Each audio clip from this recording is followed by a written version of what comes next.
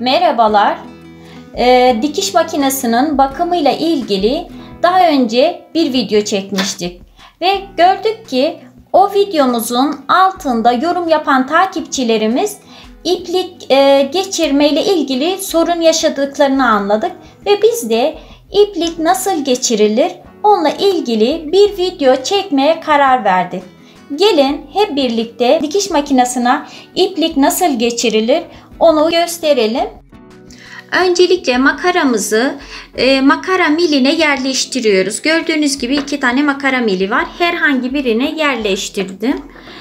İkinci aşama, yani artık aslında ilk aşama iplik geçirme yönden. Bakın gördüğünüz gibi burada 1 yazıyor. Ve 1 soldan sağa doğru ipi geçireceğimi söylüyor. Ben de soldan sağa doğru gördüğünüz gibi bu şekilde geçirdim. İkinci aşama ise şurada 2 yazıyor. 2 yazılan kısmın içinde de tansiyonumuzun yayı var. Bakın gördüğünüz gibi yayın içine girmiş durumda şu anda. Tansiyon yayının içine girdi ipimiz. 3. aşamaya geldik. Gördüğünüz gibi burada da 3. aşamamız var. 3. aşamada soldan sağa doğru oklarla bizi yönlendiriyor aslında. Geçirdim. Ve ipi biraz çektim. Bu şekilde çıkarttım. Bu sefer 4. aşama. 4. aşamamız horoza geçirme. Gördüğünüz gibi soldan sağa doğru oklarla bizi yönlendiriyor burada. Fakat horozumuz gördüğünüz gibi aşağıda kaldı. Görünüyordur inşallah. Bakın şöyle hareket ettiriyorum horozu. Şimdi volanı kendimize doğru, yani saat yönünün tersine doğru çeviriyoruz ve horozun yukarı çıkmasını sağlıyoruz. Gördüğünüz gibi volanı kendime doğru, yani saat yönü tersine doğru çevirince horoz yukarı çıktı ve iplik horozun sağından soluna geçecek şekilde geçiriyoruz. 5. aşamaya geldik. Okla aşağıya geçecek. Nereye diye sorarsanız hemen iğnemizin üstünde kelepçe gibi bir şey var. Bakın şurada. Sol elimle ipi tutuyorum.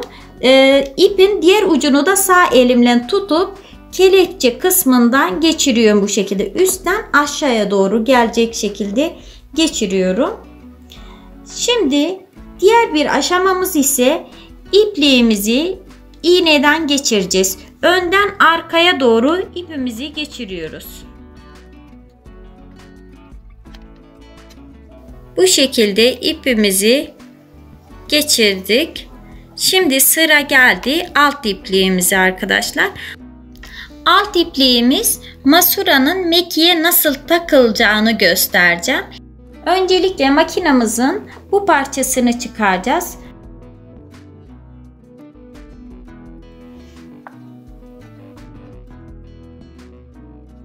Öncelikle mekiğimize masuramızı takacağız. Masuramızı şöyle ipi bu şekilde olacak şekilde, yani saat yönünde olacak şekilde tutuyoruz. Bakın iplik aşağıda, yani soldan sağa doğru dönecek şekilde ayarlıyoruz arkadaşlar. Bakın çevirdiğimde arkaya doğru döndü ve buraya taktım. Şimdi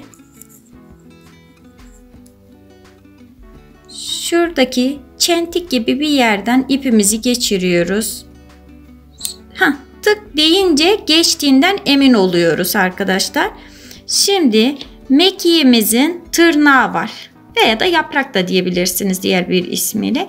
Yaprağından tutuyorum ve çanoza yerleştiriyorum. Çanoza yerleştirirken iğnemizin yukarıda olmasına dikkat ediyoruz. Yani yukarıda derken çanozun içinde olmaması gerekiyor. Olur da iğne çanozun içindeyse volanı kendimize doğru çevirip yukarı çıkmasını sağlayacağız. Şu an benim iğnem çanozun dışında, yani yukarıdadır.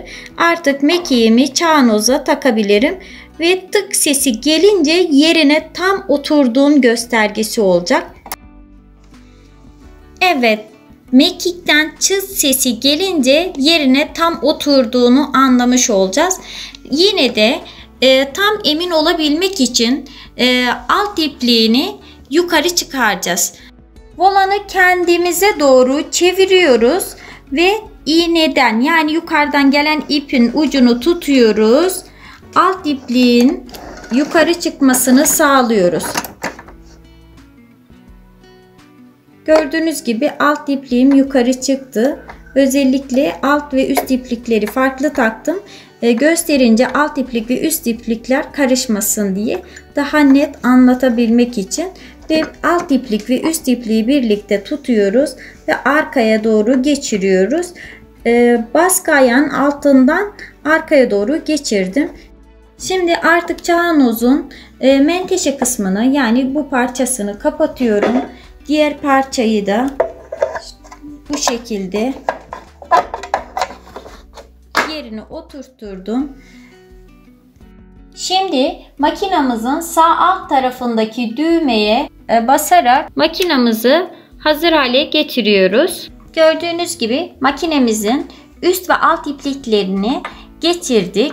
Makinemizi dikişe hazır hale getirdik. İsterseniz şimdi bir örnek olarak deneme dikişi yapalım.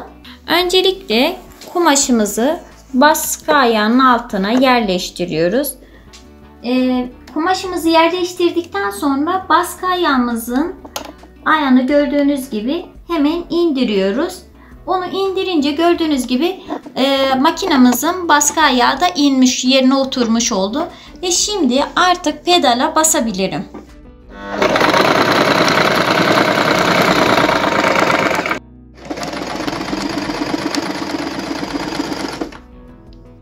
Evet, gördüğünüz gibi sonuç itibariyle gerçekten başarılı.